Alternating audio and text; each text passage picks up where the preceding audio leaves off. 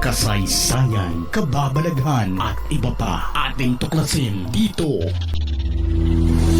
sa Historiador.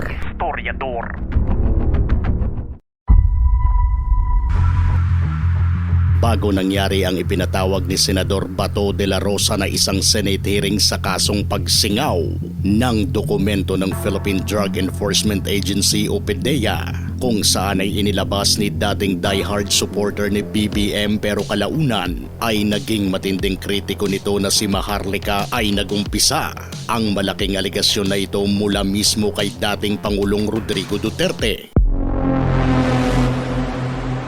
Nung ako'y mayor, pinakitaan ako ng evidence ng PDEA.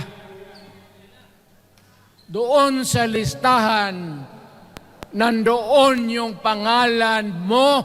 Nagulat ang lahat sa sinabi na yon ng dating Pangulo dahil kung noon ay walang involved na PDEA sa kanyang aligasyon, pero ngayon ay nasa listahan daw talaga umano ng PDEA ang pangalan ng kasalukuyang Pangulo. Kaagad itong inalmahan ng taga-PDEA at sinabing, The Philippine Drug Enforcement Agency categorically states that President Ferdinand Romualdez Marcos Jr. is not in its watch list, contrary to the statement of former President Rodrigo Duterte. hindi natinag si Maharlika sa denial na ginawa ng PDEA. At para mapatunayan na totoo nga talaga ang sinasabi ng dating Pangulo, ay bigla itong nagpalabas ng hard copy ng dokumento at ipinakita sa kanyang podcast ang ebidensyang ito. Kaya ito na nga ang rason kung bakit nagpatawag si Bato ng hearing patungkol dito. Ayon sa kanya, ang layunin ng hearing na ito ay hindi para halongkatin o sirain ang mga taong involved sa nasabing dokumentong lumabas, kundi para mabigyan ng solusyon kung paano na hindi ulit mangyari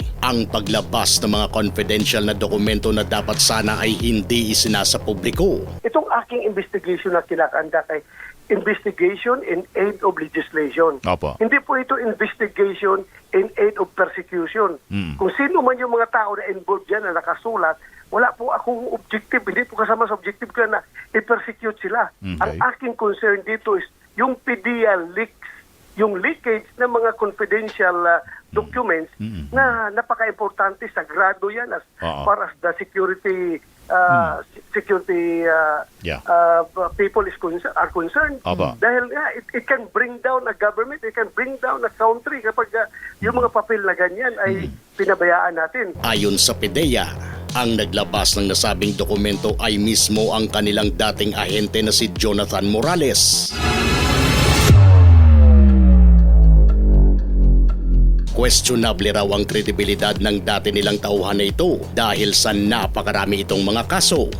Dropping from the rules effective August 28, 2008 of PO1 Jonathan A. Morales, 008519 PNP, SPD, Southern Police District, as published in SO number 808346 HSPD dated October 24, 2008, is hereby confirmed. So talagang niloko po niya yung PDS na finilapan niya na isinubmit sa PDEA asking for appointment. Kasi kung nalaman po sana yon, hindi po siya i-accept sa PDEA.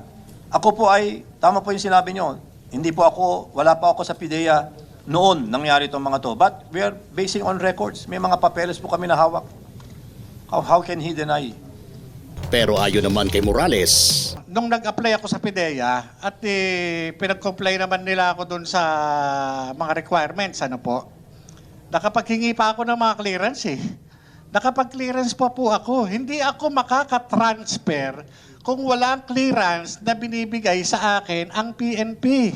Okay. Nag-clearance po ako. Kaya nagtataka ako dun sa ipinakikita ni alam mo, ni Director General Lasso. naniniwala si Senador Bato na ang dokumento na inilabas ni Maharlika ay totoo. Pero ang rason daw kung bakit hindi ito lumabas ay posible raw na may pumigil at dumukot sa dokumentong ito. Totoo yung papel na yan. Ako, sabi ko totoo yung papel na yan. At naniniwala rin ako sa PDEA na non-existent yan sa files nila as far as they're concerned. Dahil wala talaga doon sa files nila. Kasi nawawala na. Dumukot. May dumukot. Kaya nga, nagkalat. Ikinalat sa kinalat sa social media, may dumukot. Magkaka-midterm election na sa susunod na taon at pasok si Senador Bato sa mga senador na magtatapos ang termino at siguradong magpapa-re-elect ito. Bato, bato, pick! Bato, bato, pick! Good! Pick Bato sa Senado. Itaka mo sa Bato, Bato de la Rosa. Pero ngayon ay mukhang dalawang grupo ng mga botante ang dismayado sa ginawa ng senador. Ito ang mga taga-suporta ng administrasyon na ayon sa kanila ay ginagawa raw ito ni Bato para idiin ang presidente sa alikasyong sangkot nga ito noon sa paggamit ng iligal na bisyo. Sa panig naman ng mga tinatawag nilang DDS ay galit ang mga ito dahil sa gustong ipatawag ni Bato ang naglabas ng dokumento sa social media na si Maharlika. Hinga ko ng pera na gusto sana natin pamasahin ni Maharlika. Pamasahin niya papunta dito, back and forth. Kasi siya naman talagang source nitong lahat. Siya man ang nagkalat dito sa social media. So mabuting malaman natin direct from the source. Dalawa nga naman ang tatamaan dito.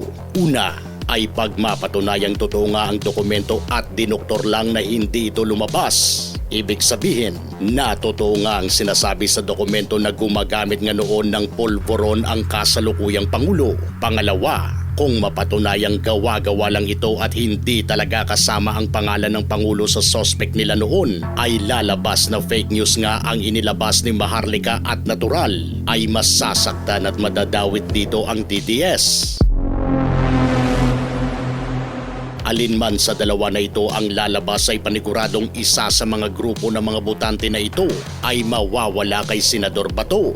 Ngayon, ito pa ang isang kabang-abang na mangyayari dahil maaaring paborito sa mga taga-suporta ng Pangulo o sa DDS man. Maaari ring magiging kahihiyan nito sa DDS man o taga-suporta ng Pangulo kapag dumalo talaga ang artistang si Maricel Soriano na ayon sa mga aligasyon na siya raw ay kasama noon ng presidente sa isang lugar kung saan nila tinitira ang iligal na bisyo. Kinakabahan ka ba sa tuwing lalabas ng bahay dahil sa mga alahas at pera mong naiiwan sa kwarto? Paano nga naman kapag manakaw ito? Ito ang matalinong solusyon, kaibigan. Isang tagong sikretong libro. Sino ba naman ang mag-iisip na ang iyong alahas, pera at iba pang importanteng gamit ay nakatago lang rito sa aakalain mong totoong libro? Hindi mo na kailangang itago ito sa kasulok-sulukang bahagi ng iyong bahay. Kahit sa sala lang kasama ng ibang libro ay kampante ka ng hindi mananakaw ito. Iba na ang wais, kaibigan. Kaya orderin mo na. Baka ma-order pa ng iba. I-click na ang link sa baba ng ating video para sa iyong order. Hindi pa man dumating ang pangalawang hearing ay kaagad nang lumabas ang mga chismis na may nagbayad raw sa artistang ito para magsinungaling sa dadaluhang hearing. Todas ang taga-suporta ng Pangulo sa oras na sasabihin ni Maricel Soriano na kasama niya nga ito noon. Malaking iskandalo ito sakaling yan ang mangyayari. Pero pag hindi at sasabihin kasinungalingan lang ang lahat ng ito na nagsasabing nakasama niya ang Pangulo ay siguradong todas ang DDS dahil lalabas naman na fake news ang mga pinagsasabi ng kanilang pirador na si Maharlika.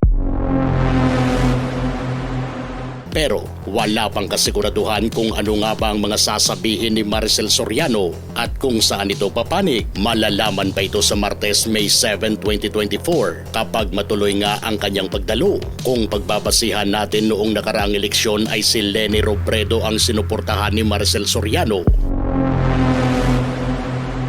Kaya ang tanong, posible kayang kakampi ito sa mga Duterte laban kay BBM o kakampi ito kay BBM laban sa mga Duterte? Dahil marami-rami na ring makaleni noon ang sumusuporta na ngayon sa administrasyon ni Bongbong Marcos. Antabayanan ang susunod na mangyayari sa pagdalo ni Maricel Soriano. Isa rin sa mga rason kung bakit ang hirap umasenso ng Pilipinas ay dahil sa hindi nagkakaisa tayong mga Pilipino maliban sa palaging palpak ang pagpapatupad ng ating mga batas, matinding korupsyon at mismong mga batas na hindi pa rin napapalitan kahit na kailangan na talaga. Kaya nananatili tayong ikaos sa pagunlad. Ang tanong, hanggang kailan kayang mananatili tayong ganito?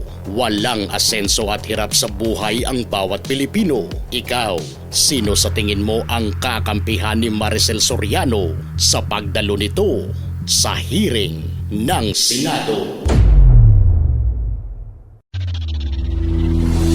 Kung gusto nyo ng mga ganitong klaseng videos, panoorin, pindutin ang notification bell, mag-subscribe at i-share sa mga kaibigan. Maraming salamat po hanggang sa susunod dito sa Historiador.